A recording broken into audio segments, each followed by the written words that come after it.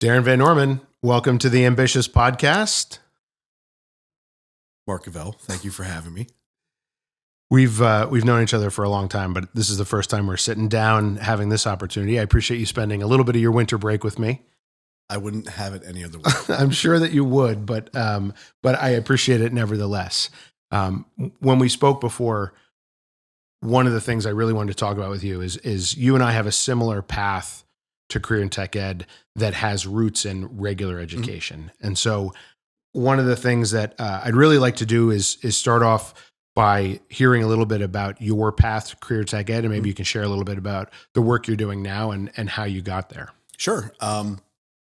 Starting off, back to your point about just my pathway into career in tech ed, it was one of those, funny the way that it ended up was obviously went the traditional pathway, special ed and regular ed pathway through Kutztown University, got into education, and that was back at the time that people were having a very difficult time getting jobs in education, and looking at the best way to kind of get into teaching.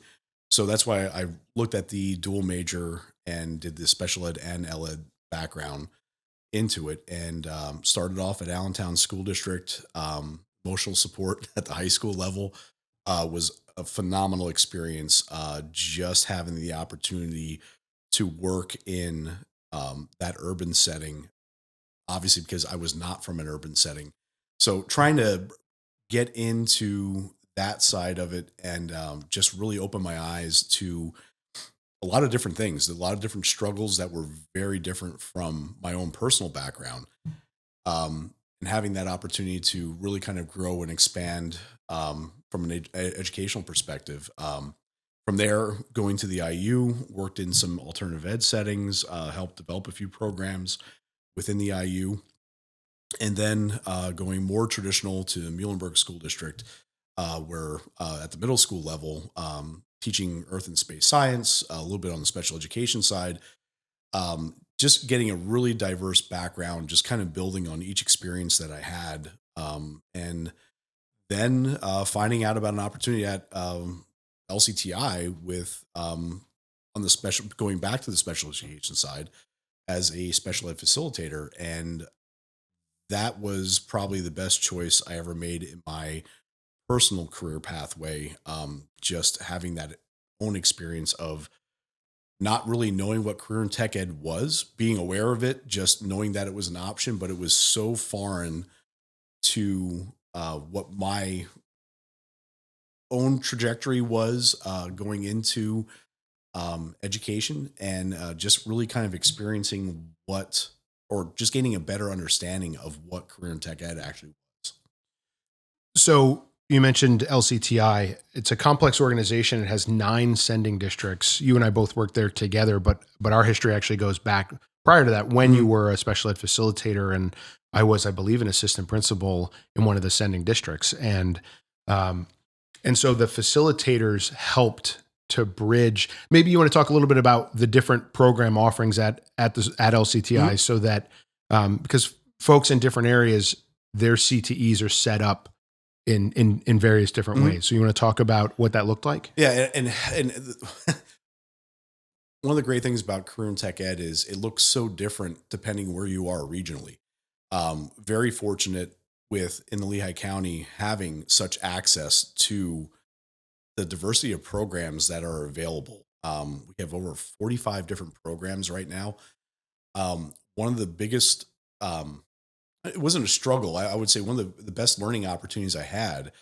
I spent 7 years as a facilitator there, and I was, being an advocate for special education students, going out to all of our sending schools. So 9 different sending schools, the most urban of settings to the most rural of settings.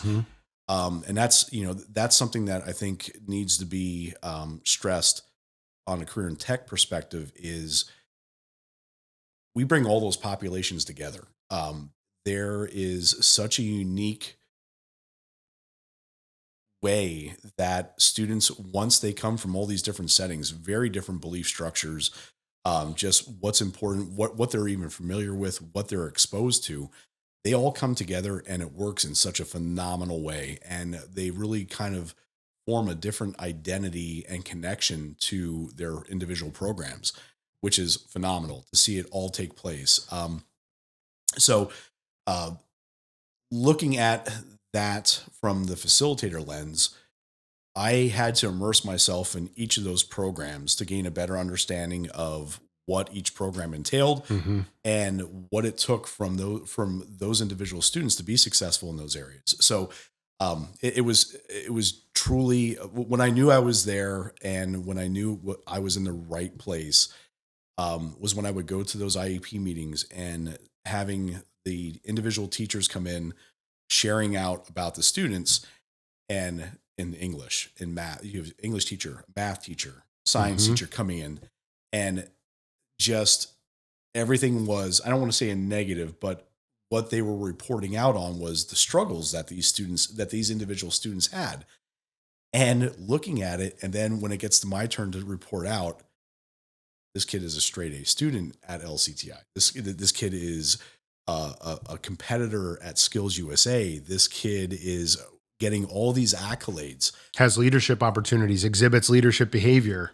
everything that they would never have in their traditional school setting, just because there's certain struggles in a traditional K through 12 setting. So seeing those opportunities, and I just fell more in love with career and tech ed the further I gained a better understanding of those opportunities that were there for kids. You maybe more so or the most among my peer group have championed CTE. I remember hearing that from you when you made that transition to LCTI, and I was in a suburban school setting. And the story is very true. You would have a student who's maybe disengaged. I taught English. I mean, my background is traditional K-12 ed too.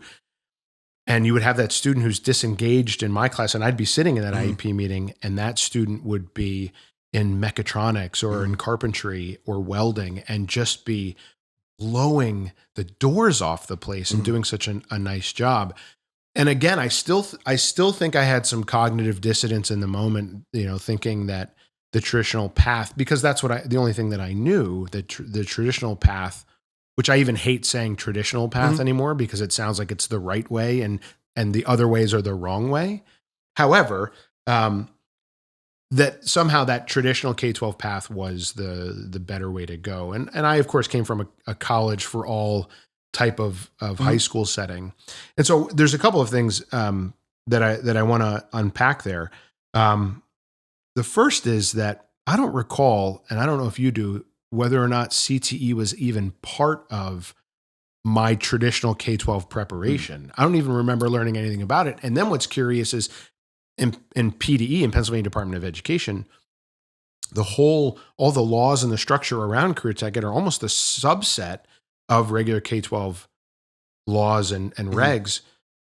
And I don't remember ever being prepared for those in my teacher prep days, in my principal prep days. I don't remember it being a strong component. What about you? It was never even a mention. So going back to my own, like when I was in high school, we were very much in that 80s, 90s of that group that it was college, college, college. Everything was college. If not, then you went to a career in tech or a VOTech as it was referenced back in the day. Right. And that was not even a conversation that was not something that was an option for me. Just my father was an educator, social studies teacher, guidance counselor, administrator, and it was always college, college, college. And now looking at it, it wasn't a part of when going into teaching at the university level and thinking about those different things that were discussed. You talk about pedagogy, you talk about curriculum, you talk about all those different elements. Career and tech ed was never a part of that conversation. And to your point, it is at the forefront more so now than I think ever of how important career and tech ed is. It's not one or the other. It's a part of, and now we're seeing other models down south that it is being embedded from a holistic standpoint, that it is a part of every student's pathway. So I think I think people see the value in how we function and what our delivery model looks like. And I think it's gaining more headway. It's getting more speed. It's really generating, it's more at the forefront of conversation than it was ever. I think CT, I'm excited. I'm actually going to be a featured speaker at the Future of Ed Tech conference in Florida this year in 2025. And the whole topic of my talks is about how career and tech ed is the surprising leader pedagogically in K-12. We had at Middle Bucks, we had working with a group, and there's some brain science. It's a group, who works on pedagogy with teachers through the lens of brain science, but career tech ed was never really part of those conversations. And so one of the things that I try to do now that I'm as passionate about career tech ed, once I found career tech ed and once I developed the passion for it, and once I'm now trying to spread that as much as possible in the regular ed spaces where CTE has not really been represented before. But that idea of learner engagement being so high because students have the opportunity to select their programs of study, learning by doing. We talk about problem and project-based learning. I remember in the early 2000s, that was a thing we were all learning to do in schools, in traditional K-12 classrooms, English, math, social studies, science. We got to have problem and project-based learning. Meanwhile, CTE is built on project-based learning, problem-based learning.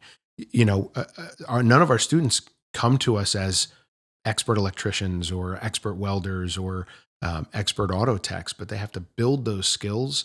They have to make mistakes, and they have to learn by doing. And in doing so, the brain science is really supportive of that style of learning. And it's funny to me, ironic is probably a better word, that regular ed is now clamoring to try to learn more from the CTE space. And, a lot of times through the STEM initiatives and which is great to see. And certainly I encourage as much focus on career tech ed as possible, but it is just an interesting shift in mindsets. And I am interested to see how the next 5 to 10 years looks as CTE continues to evolve. Any thoughts on that? So a lot. Much of where my research took place, what I focused on for my dissertation was all around the experiential learning and having those opportunities to make mistakes and the real world connection that career and tech ed lives in. People don't understand, to your point. Everybody focuses on now in quote unquote traditional education. How do you make it more real? How do you make that connection? What is the why behind what you do? We live the why. And that's what people, I think, are starting to realize when they see how successful our students are, when they see those opportunities, being able to create those realistic opportunities, and not just realistic. I mean, we do a very good job of modeling the best that we can, a real world environment for our students to learn in. More so that it's different than probably any experience that our kids have had prior to coming to career and technical education. But we create those environments and the best that we can. But then the extension on that is actually having them out in a real world setting through the co-op opportunities, the internship opportunities. And so much of the work that I focused on was honing in on how that the power of the learning opportunities that those students experience, that was so strong for all of them that if they had a good experience or a bad experience, that was such a learning opportunity for them. It helped guide them into a more focused career pathway that they wouldn't have had if they just went through a traditional K through 12 track. Well, and I'll say this from my English classroom, we did a lot of pretending. We did a lot of attempting to make things, realistic or make things relevant to the students' lives. But in career tech ed, it's not pretend; it's practice. It's not fake or phony. Those are somebody's brakes on their vehicle. And so we have, that problem, that check engine light is real. Mhm. And we don't know what the issue is. It could be anything. It could literally be a loose gas cap all the way through a timing issue or something significant. And the students have to, we talk about constructivist knowledge in the education field. We talk about, the students have to build that knowledge, Mhm. break it down, learn what the issue is. And then at that point, we still haven't solved it. Mhm. We've only identified the problem, and then they get to practice the opportunity to fix it. Yeah, having those opportunities just to experience what it is, like going back to the check engine light, looking at that, just because the check engine light comes on one time, they are able to break it down, figure out what it is, doesn't mean it's going to be the same next time. And so Mhm. the more opportunities that they have to kind of build off of those check engine lights, I'm going to use that term Sure. because that's essentially what it is. Problems, everybody is very good. Okay, something's not working there. Okay, we know there's a problem. That's your life, but what is the reason behind that problem? And giving the students the opportunity to figure it out and make the mistakes on top of it. That's where the real strength in learning takes place. There's something special about career tech ed where as much as I wanted to have uh, a fail forward mindset in my traditional classroom, ultimately on the vocab quizzes on Fridays, Mhm. back when I was doing that terrible pedagogical practice, um, you either knew it or you didn't know it. And maybe I could build a system where the students could engage more deeply with that lesson and get something out of it. But ultimately, they could never really perpetually make mistakes. And then what I think is most valuable in CTE is that repeatable accuracy that we look for. So we have students who they don't just tighten the lugs on a wheel once and they're good for that skill. They have to demonstrate repeatable accuracy in order to say that they've got a certain mastery of a skill to move on. And I've always wondered and will continue to wonder how an English, math, social studies, science class could evolve in such a manner to have that skill based. There was a lot of talk about standards based learning, Mhm. especially in the early 2000s. I remember hearing a good bit about it, but it never really took off nationally and it never really had staying power. And again, I just find it fascinating coming to CTE where everything is standards based, it's competency based. And then there's that other layer, and we can get into that in a little bit of those professional skills. I think it's the holidays, right? So we've got family in town. We're sitting around big tables like this one and having conversations. And invariably, you'll have a conversation about what education is doing right and what education is Mhm. doing wrong. And a lot of the things that I think people say education gets wrong. We don't teach students to do this anymore. Mhm. Look you in the eye, shake your hand, Yep. balance a checkbook. It's amazing. Those are the things that we teach in career tech ed all the Mhm. time. We teach professional skills up and down. So just any reflection on any of that? I mean, the professional skills, the leadership. I'll focus a little bit on the leadership opportunities, but going back to what you said with traditional education, trying to replicate what we do, it is strong because so much of it is based in theory. It's the lecture. It is the going through those very traditional forms, and we're going to say traditional probably 10 more times through the course of this. It's just because it was a very structured, standard way of delivering an Mhm. educational model. When you look at what we do on the CTE side, it's all based in reality, and there are so many real problems. There are so many different courses that we take to deliver what we do, but it's all based in reality. And Mhm. that's where I think the biggest connection is for our students is they always ask, well, why am I doing this? They always ask, why do I have to do this There's paper? always an Why do, answer in CTE, isn't there? it is. It's a direct connection to, oh, the reason why we're doing this is because X, Y, Z. So, and that is comparable in any career in tech program that we have, whether it's carpentry, whether it's mechatronics, whether it is you name it, electrical technology. The list goes on and on. And I think one of the things that we're so fortunate with um, is there is also that deep connection to business and industry. And that's what people don't realize. I think that from traditional forms of education is how rooted we are in local business and industry, and the power and the impact that our students make a direct connection to and impact in the local economy, the local businesses that are there. When they have those opportunities to have that connection through a co-op or an internship, the students are getting there so much quicker than a traditional pathway.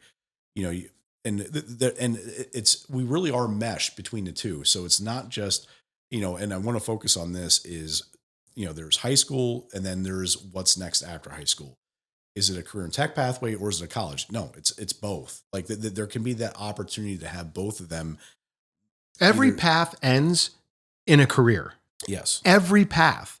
And what I think is interesting is college is a certificate.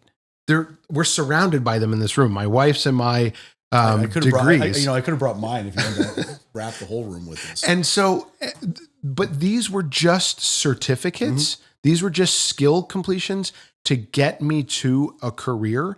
And sure, I and you chose to supersize your learning. And you went ahead and did a terminal degree, as did I, in education.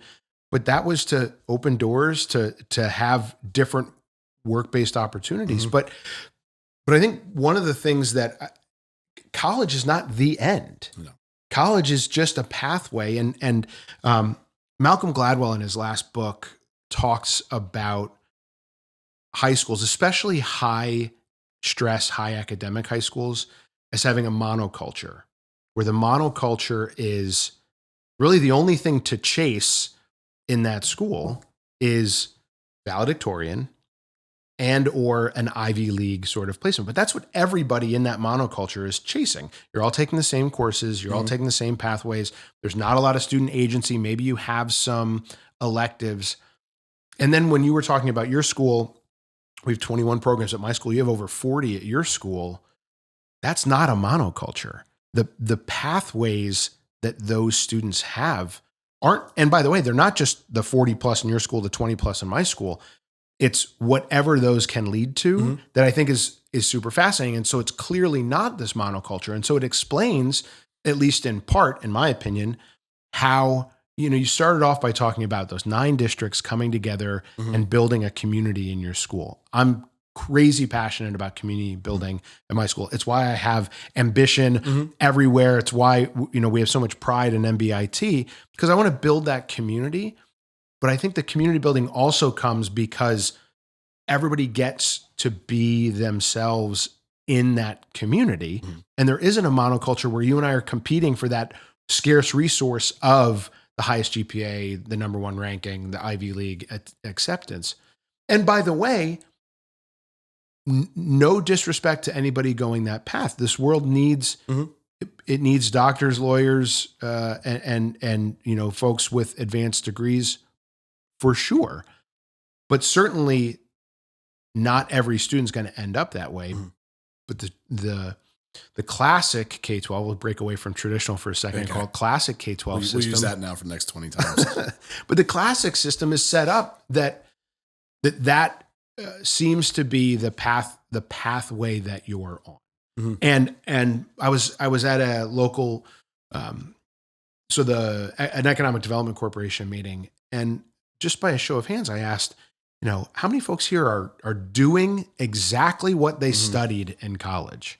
I know I'm not at this point. I've deviated my path, but most people aren't. And so it's about opening doors. It's about having opportunities. Any reflections on those things?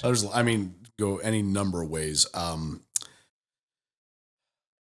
Probably probably the biggest connection I can make to what you just said. So I have 2 daughters, one in high school, one going to high school. And they couldn't be more different from each other into what I am envisioning as their pathways at this point. One has taken, my oldest is a senior. She has taken advantage of every dual enrollment AP class known to mankind within their high school. And my youngest has grown up knowing what I do for a living and seeing it and being a part of it. And her pathway is, Dad, I'm coming up with you. I want to weld. And just looking at the from one end of the spectrum to the other and just how they both are approaching their own educations and the opportunities that are there and looking at that. And it's getting more and more interesting to me because of just the connection that I have with our own social network within our friends. A lot of educators, obviously, we have social networks. You tend to be friends with a lot of people that you have common interests. Well, our social networks. My wife is a guidance counselor. Many of our friends are coaches, teachers within our 9 sending schools, and the narrative has definitely changed. And I will continue to advocate and champion this side of it. They will ask me a lot of times, is this the best move for my son or daughter? Like, because there's that interest that's there now. It's being talked about.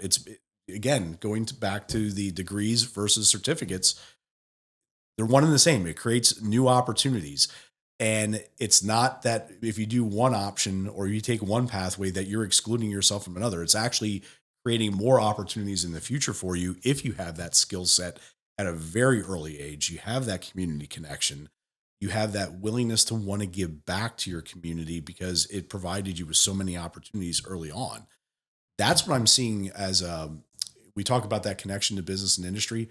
So many of the people that are coming back to our school right now, whether it is as an advisory from our advisory committee perspective and looking at it, they were former students. They are now becoming teachers. We have, I think at this point, I think we have about 8 individuals that were former LCTI students that are now teachers within our school setting.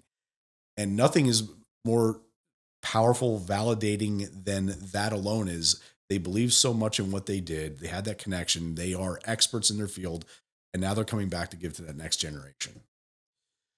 So I want to talk a little bit more about the parent perspective because I think I get the sense that one of the groups that I want to spend time making sure they understand who we are as an org is our parent groups.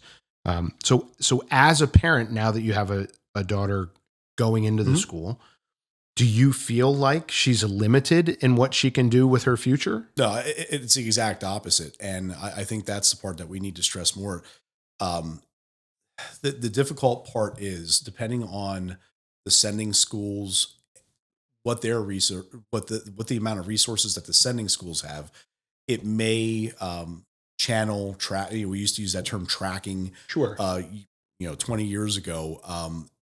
It may be a little more difficult to get some of the academic requirements. The full academic menu is not going to be available to that Yes. student, and that's because, as a school counselor in my first administrative assignment said, a high school schedule is not an infinite number of interchangeable parts, and so sure, there's going to be a limitation.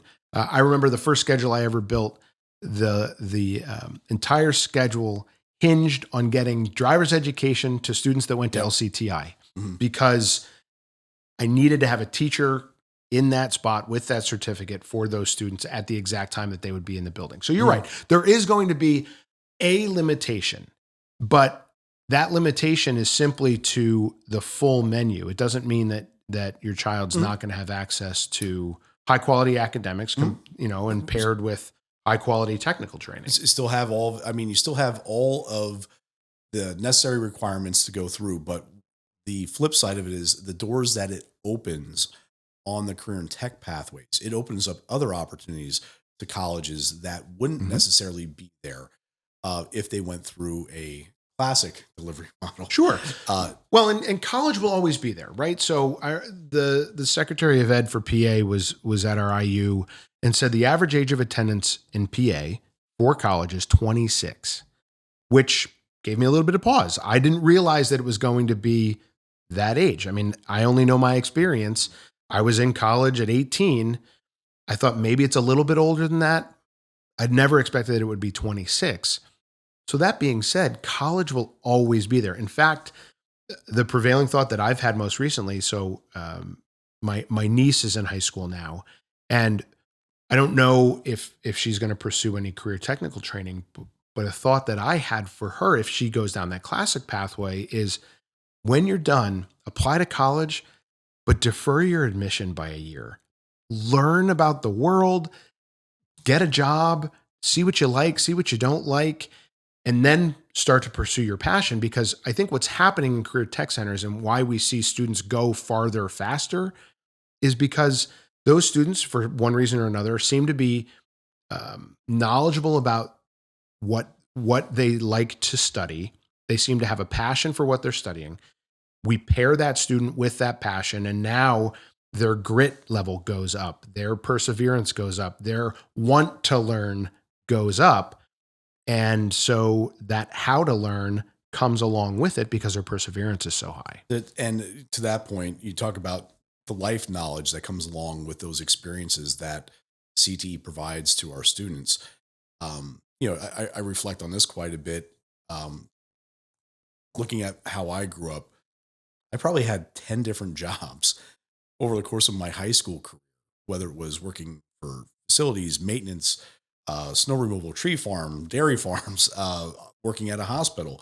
I continue to try to put myself in those different opportunities, but that just opened my eyes to a whole variety of just what is out there. You look at pathways for kids today at a younger age, you have the sports and the clubs and all those things that are now the driving force where those really weren't there.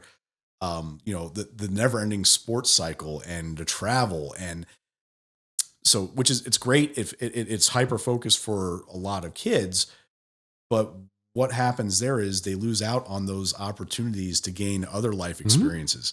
There's still very valuable lessons that will take place through the course. I'm very much an advocate for sports, youth sports. I mean, it teaches a lot of those skills that you and I were talking about earlier that so much of business industry are looking for, like making eye contact, having conversations, being able to work as a team.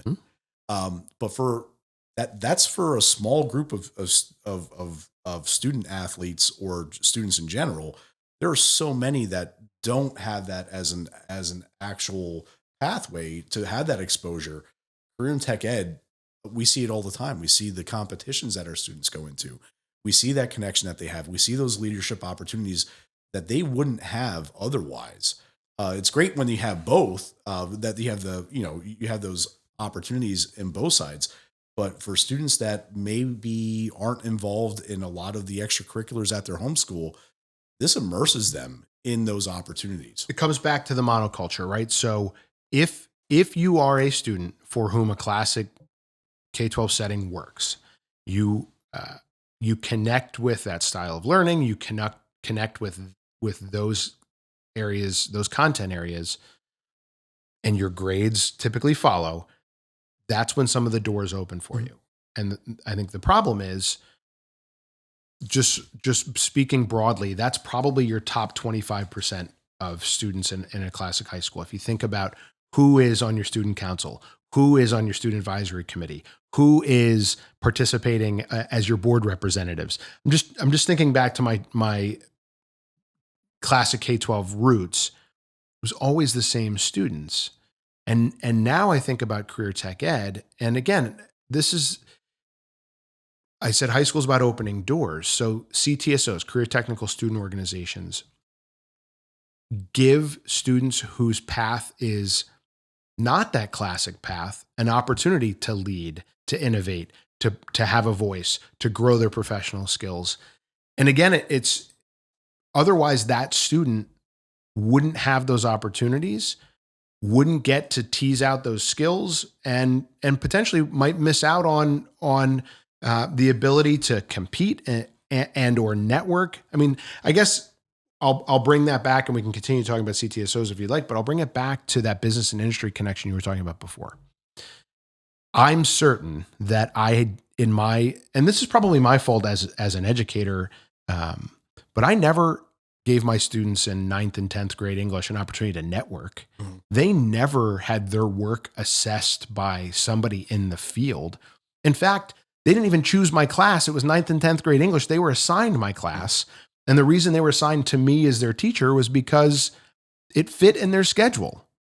And so the business and industry side, to know that these students can network, can build their professional network before they're professionals, can see, I mean, if you're in carpentry, that doesn't necessarily mean that you're building houses. You could be doing any number of things in the carpentry construction field. OACs, another component. Never in my career as a classic K-12 teacher did I have members of business and industry come in, advise me on what I should or shouldn't be including, advise me on what technology I should or shouldn't use in my classroom. And yet that's a matter of course in career tech ed that I think, and it comes, I guess, goes all the way back to, I never knew that when I was getting my degree in education, that was even a possibility, let alone an expectation of those folks. And then just throw on top of it that the teachers in career tech ed, generally speaking, don't have a classic pedagogical training. And so they're learning how to be teachers on the job typically. A lot there. I mean, touching on the CTSO, the opportunities that it provides for our students, we typically have a student speak at every board meeting. Same. And I am blown away at the caliber and the quality of these students when they come up. I think about myself when I was in their shoes, and I reflect back on that quite a bit. There's no way I could speak as passionately about anything. When you see these kids get in front of 21 individuals, 21 adults that are board members that are sitting around a very intimidating, large environment, and these kids come up and absolutely kill it time and time again, it's because they are connected. It's because they're passionate. It's because they've had those networking opportunities. They have been immersed in that time and time again through the CTSOs, through their programs, and then through their co-op connections too. So again, career and tech ed just moves the needle so far for individual students just based on the opportunities and the exposure that they have. The connection and the power, again, obviously we had similarities into how we ended up where we are right now. That connection with the business and industry side is so powerful. It's one of my main focuses to make sure that those connections of business and industry keep on building. They get stronger because every person that we bring in from the outside, that's a possible opportunity for one of our students. Absolutely. So, we look at OACs, typically 6 members on an OAC. I have ones that have 25.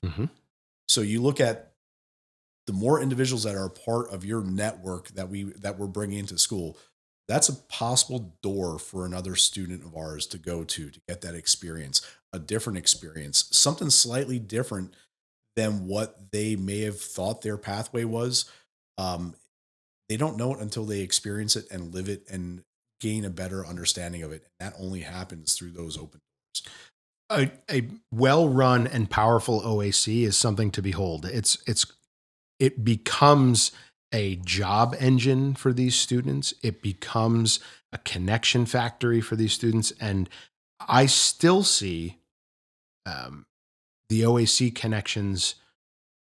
And when I'm out in the community, I had my car worked on not too long ago and mentioned that I probably had an MBIT shirt on. And I didn't know that this business had hosted co-op students in the past.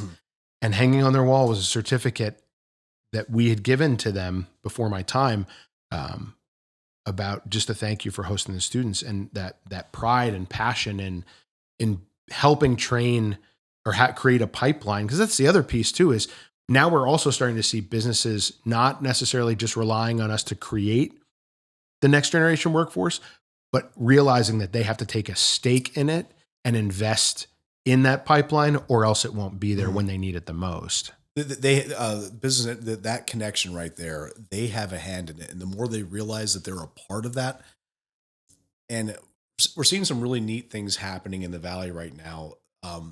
We see business and industries that are quote unquote competitors actually coming together. They have to. And they realize that, okay, listen, yes, we all are competing for that next generation, but they play a hand in creating it. And that is where I think the Lehigh Valley, and we start seeing it going into Bucks County as well. There is that such, I think people are coming together and realizing that the more that they invest in this next generation, it's really going to come back, and they're going to see the rewards of their investments into the career and tech centers, into giving those opportunities to kids. There's so much power in that.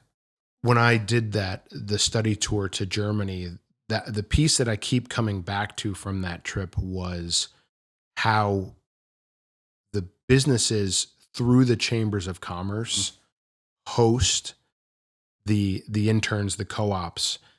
And so they are as passionate about the student success and as invested in the students as they could possibly be, rather than the relationship of the schools being entirely responsible for the training and the monitoring and the educating of the students. The businesses take on more of like a 60-40 relationship where the business has that investment in the student, and that student's success is their success and their time wasted if it doesn't work out. And we saw, especially moderate and medium and small size businesses, they'd pair up so that, to your point about the competition, they would pair up so that if there was something that we couldn't provide, but you could, your co-op could come to us for the pieces you don't have. Our co-op could come to you for the pieces we don't have. And the solving of the problem became a we solution rather than a me solution, which was neat to see. I want to shift gears, if that's all right, and talk about leadership. No. It's not all right. Is there anything else you want to say just before we shift gears? That was great. There was so much good content in what we discussed. I think it will set the stage nicely for next topic that we're going to. So I want to talk about leadership because you're at a large organization, one of the largest career tech centers in the state, one of the largest in the country, and it's a complex organization with a lot of different layers. When I was there and we interfaced, I was in the academic side of the house, which was not comprehensive, but was the closest thing to a comprehensive that the school offered, meaning that the students took their academics with us and took their career technical training with us, but still graduated from their home schools and in a relationship that was set up that way a long time ago. And was the preference. The great part about career tech centers in Pennsylvania is that they have a real regional approach. And so LCTI has multiple modalities for students to participate in the program because that's what the region wanted. My school is a classic share time CTC where I'm at now, where we're only half-time career tech and the students get their academics at their home school. But within driving distance is a fully comprehensive CTC and in Lower Bucks County, where the students are there full-time, 9 through 12, and that's their graduating high school. So there are different delivery models. But really, what I want to talk about is leadership, because you're now leading a pretty big team in your role. So you're directing the career tech side of the house. I'm interested in leadership in general, your philosophy on leadership, and the things that you're passionate about with your team to keep them engaged, involved, and passionate about the work they're doing. So my personal philosophy with leadership is, especially, it's been interesting because my first admin opportunity came through my current organization that I'm at. I always thought that might be an avenue that I wanted to go into. Wasn't sure initially because I saw what my dad was experiencing as an administrator at a particular school, and not really sure. But then as I saw leadership from classical education through an intermediate unit from alternative education, I tried to be a sponge as much as possible and just kind of look at leaders that I had in all those different capacities. But it wasn't until I got to LCTI that I actually had the opportunity to cut my teeth in the admin side of things. So, but again, reflecting back on all those other leaders that I had the opportunity to be led by, the biggest thing that I see is when you give individuals those leadership opportunities. We talked about the connection that students have in CTSOs and just the leadership opportunities they have, but they only get that opportunity when you trust somebody or you enable them to have those leadership opportunities. I think that is probably the strongest thing that I continually try to promote is put administrators and teachers, for that matter, whatever capacity you play within an organization, even support staff, you give those individuals opportunities to lead and or have that shared investment in whatever initiative you're moving forward. That's where the strength, because you have to provide them the opportunity to do that, the opportunity to fail, the opportunity to make mistakes and learn from it. I don't know anybody as any leader that says they're batting 1,000 on any decision that they've made, any initiative that they rolled out. But having those opportunities to continually come up with new ideas, try something different, move the needle with new teachers.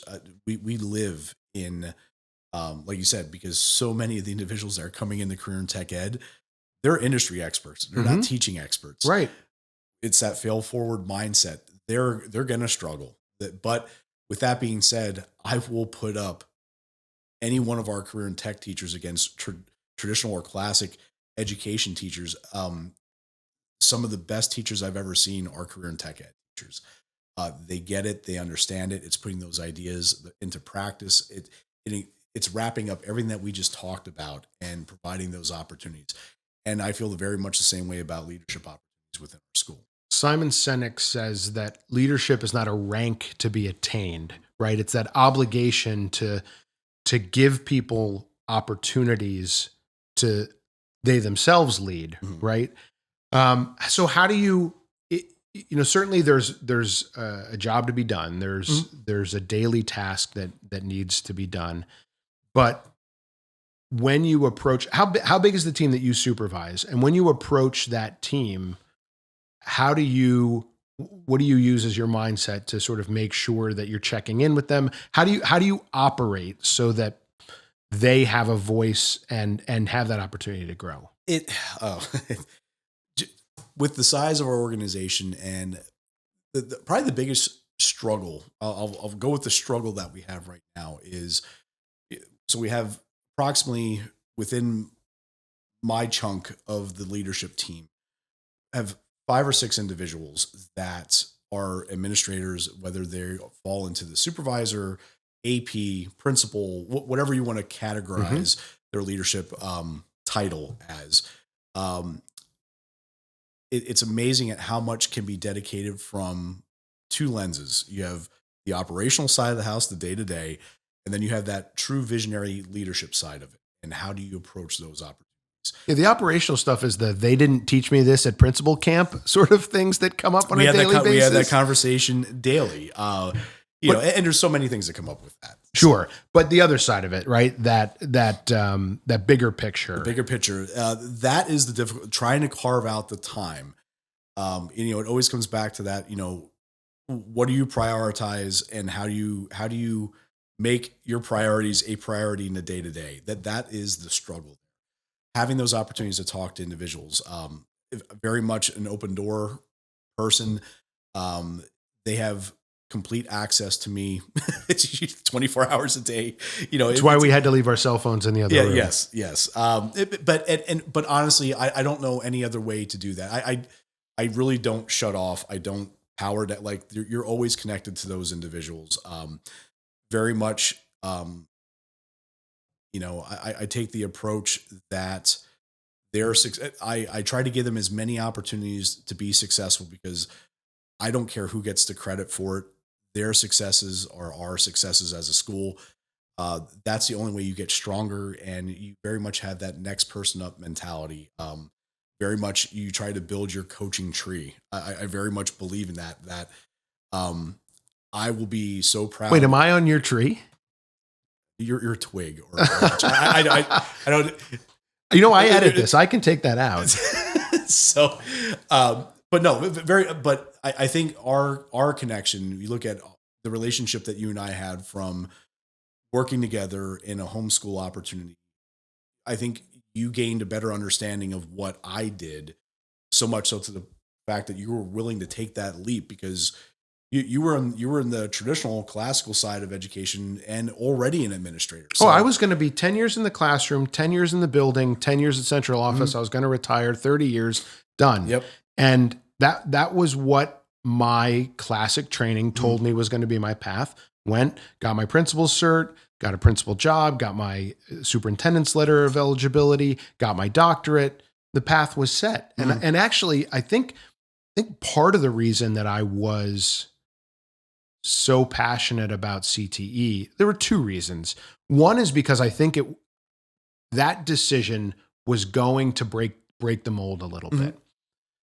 There was, in your professional path, you have people whose opinion you trust, you have advisors and that sort of thing. And I think that folks, the feedback that I got was, are you sure this is the right move? And at the time, of course, you're never 100% sure, but I felt like what I was seeing and what I was learning and the team I was going to be with, there was really an opportunity to make a difference. And that's ultimately what we're trying to do in education. I think we all entered with the hope that we could make a difference in students' lives. And I still remember one of my first weeks in career tech ed, somebody said to me, the power of career tech ed is that you can help break a cycle of poverty in one generation for students. If these students can get that welding certificate, plumbing certificate,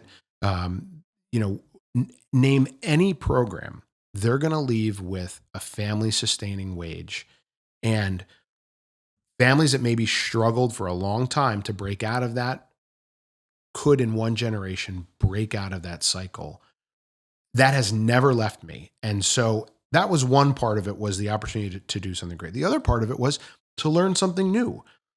When you're an assistant principal and you're churning through the day-to-day, doing that operational stuff like you talked about, there comes a point where your learning starts to wane. It starts to taper off because it's a lot of the doing. And unless you're given the opportunity to grow in that, or in the organization supports that, you're going to be stuck in that cycle. And so that opportunity, I love to learn. I never stopped going to school. And so it felt like this is going to be something completely new and different. And, of course you can always go back to classic K-12 ed if I wanted to. It would give me an opportunity, but the inverse happened. I can confidently say, and another thing I learned weeks into career tech ed is that I was never going to go back. And so it gave me the opportunity to learn something that I hadn't learned about, a whole new set of regs from PDE, a whole new set of all of these programs, 40 some odd programs. The amount of learning I had to do was invigorating. And I got to find a new passion, which has led to the opportunities that I have now. Never going back. I just jotted that down. That was evident with me, I would say, probably maybe after 3 years after leaving classical education and going into career and tech ed, just seeing the impact that it makes on students' lives, families' lives. You mentioned about the opportunity to break the poverty cycle, the ability to have a life-sustaining wage. I want to focus on this part too, because we don't say it enough. So many people say that career and tech ed leads to a job, leads to a career. There's a very distinct difference between the two. There may be a possible job that it may get you, but ultimately you're forming a career pathway. People don't realize the power of that, the difference between a job and a career. The career just branches off into so many different directions and opportunities. And that's ultimately what we provide, whether it is at the student level, going back on the leadership side of things. That's when you think about a traditional high school setting, you talked about, 10, 10, 10. You have that framework that's there. It's very interesting because I'm looking at the individuals on in our leadership team, so many of them came from a traditional high school setting. Mm-hmm. And the opportunities to learn, I think that is what is so empowering about career and tech ed also, is those opportunities that are there from the business and industry connection alone.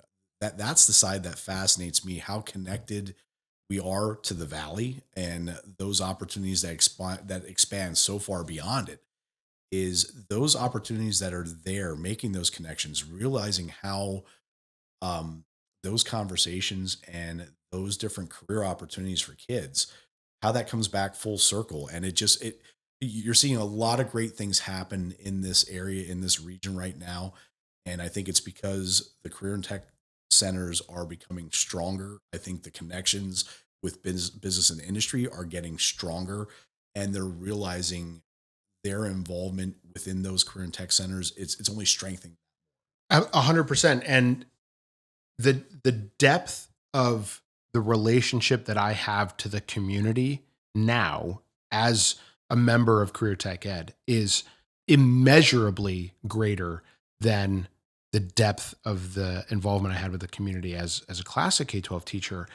When we're at that intersection of workforce, industry, students, and that affects every business, that affects every lawmaker.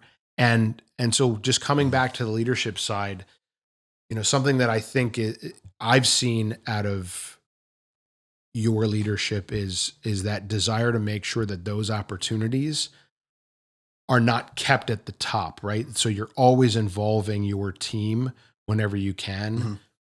in those, I'll call them higher level conversations, Mhm. but maybe just higher involvement conversations. And that was something I tried doing very early on, because obviously when you first start, you don't know, you don't know what you don't know. Sure. I would always ask, I always tried to split it up where I would ask individuals, people I trusted, people that I knew cared generally about kids and decisions that happen.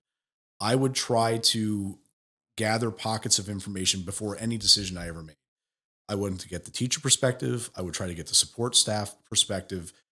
And even if they were just basic conversations, even if I didn't present it as, here's a big decision I'm going to make, they were casual conversations that led up to it. So gathering that feedback. So that's something that I did very early on, to try to gain a better understanding of how decisions that you make as a leader impact all areas. And I think that's served me well. I don't know if it's right, wrong. People would probably have a difference of opinion. I don't do it for everything, but there are certain, I think it's very important to understand that you're tapping into the resources that you have available. And I think that's ultimately what comes back to good leadership, is understanding that decisions that you make ultimately have domino effects that impact everybody. Even the slightest thing, that a classroom move, starting a different program, how that impacts the rest of your organization. I think the people that are on the ground floor have the biggest connection to that, and gaining their feedback along the way as you make those bigger decisions.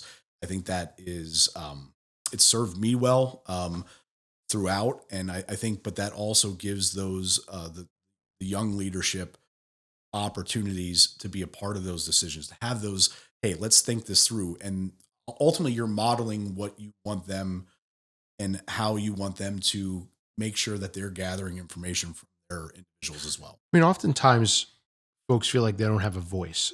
So even if a decision is in the leadership side of the world, even if a decision is not one that, say, goes in your favor, knowing that you had a voice, knowing that your voice was heard, goes a long way Mhm. in at least having a level of camaraderie around the work you're trying to do. Maybe the next decision does go your way, but at least you know you're going to have a voice in the process. How do you have a process that you follow to make sure with your large team you're checking in with them, that they feel like they're able to have? I mean, I know we have ubiquitous access to one Mhm. another, but do you have any processes that you follow that you think are sort of key to that communication? Honestly, it's funny to say, but it is daily check-ins. tried as much as possible to kind of map out and calendar out and put mark time on the Yeah. calendar. Obviously, you know what the day to day looks like at our organization. It gets very, very difficult to do that. So I make it a point that if that carved out time doesn't happen, that those check-ins take place in the hallway, calf duty, um, stopping by their office to see what they're working on, or just making sure that that connections happen. And I see everybody daily on our leadership team that's there, and just trying to get a gauge, get a pulse for, okay, are they having a down day? Is everything good at home? What are their own individual struggles that they're dealing with? So Right. I think it's important that people know that you genuinely care about them, and that you want to see them succeed professionally and personally. You want to make sure that you're there, on so many different levels, but continuing that professional growth and those opportunities. Um, in an organization our size, those opportunities always come up because there's always something Right. next around the corner. And ultimately, we can't do it all ourselves. And the more that you lean on those individuals, that strengthens their ability to lead the next situation that comes up. Or if they do choose to leave and go out into those higher leadership positions, very supportive of it. And I'm proud that they would have that opportunity. There's a difference between autonomy and go it alone, right? Mhm. So it sounded like before you had mentioned that you have a real passion about giving autonomy, but supportive autonomy, Mhm. right? So if you stumble, if you need a hand, I'm going to be here. And also, when it gets sticky, Mhm. I'm here with you. Yeah, that's so one of the things that I always, there's a difficult situation comes up. So, okay, here's what we got. So we laid out together and said, okay, what do you think? And we talk that through back and forth. I'll say, okay, here's what I'm thinking. I'm fine. I'll support you with the avenue you want to go. Ultimately, it's going to come back to me anyway. so Right. but I said, so much of it, there's very seldom a definitive 100% right. This was the right choice. This was the wrong choice. We ultimately live somewhere between the two all the time, and knowing that they have the opportunity to kind of take their perspective and their view on, a decision making process, um, and knowing that you're going to be there to pick them up or pick up the pieces, or know that, okay, this maybe didn't work, but having those growth opportunities, having that burn your hand on the stove moment that you learn from one that's there, and just ultimately making sure that it's not a catastrophic decision, but having those opportunities is very important. Well, and you build that trust by those daily check-ins. Mhm. They know that you have their back, but you also, you know, you're ineffective as a leader if you have to make every decision for them, right? So it sounds like that balance between, making sure that you're present, but also giving the autonomy for Mhm. decision making. Again, it's about supporting them in what they're trying to Mhm. do as well. All right, last topic, and just briefly, sort of last question. You and I enter CTE through similar similar means. I think that we both see how CTE has exploded. Mhm. We both see a lot of interest in CTE. In fact, I know most career tech centers across the Commonwealth are at capacity. Mhm. We're talking about things like wait lists to get in. We're talking about um, capital needs, that sort of thing. My question is ultimately this: what do you think the future of CTE is over the next 5 to 10 years? And where do you think things are going? And what do you think the opportunities are that exist there?